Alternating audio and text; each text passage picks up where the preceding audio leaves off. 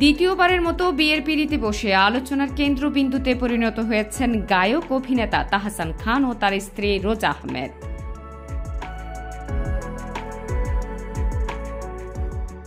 সোমবার তাহসানের বিয়ের খবর নিশ্চিত হওয়ার পরপরই সামাজিক যোগাযোগ মাধ্যমে গুঞ্জন উঠে ফায়েজ বেলাল নামে এক যুবককে ধোঁকা দিয়ে নাকি তাহসানের সঙ্গে সংসার পেতেছেন রোজা আহমেদ।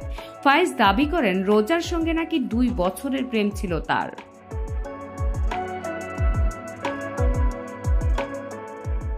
এরপর তা নিয়ে তৈরি হয় নানা ধোঁয়াশা। তাহসানের স্ত্রী রোজা আহমেদের পরই আলোচনায় আসেন তার কথিত সাবেক প্রেমিক ফায়েজ বেলাল।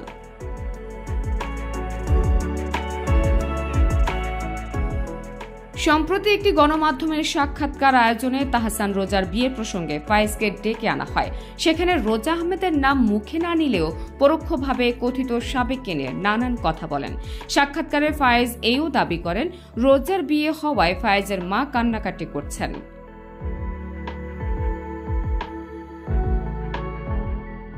ফায়েজের কথায় আমার কারো উপর অভিমান নেই, আমি তাদের দুজনকেই অসংখ্য শুভকামনা জানাই।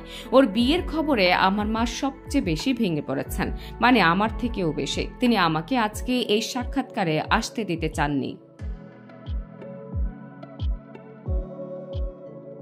ফায়েজ বলেন, তখন আমার মা আমাকে খাইয়ে দিচ্ছেন আর সে সময় তার চোখে পানি দেখছে। জিজ্ঞাসা করলাম কাঁদছেন কেন? তখন আম্মু উত্তর দিলেন, এরকম তো অনেককেই খাইয়ে দিয়েছে, আমি তার নাম বলতে চাই না। তখন আমিও মাকে ধরে কান্না করে দেই।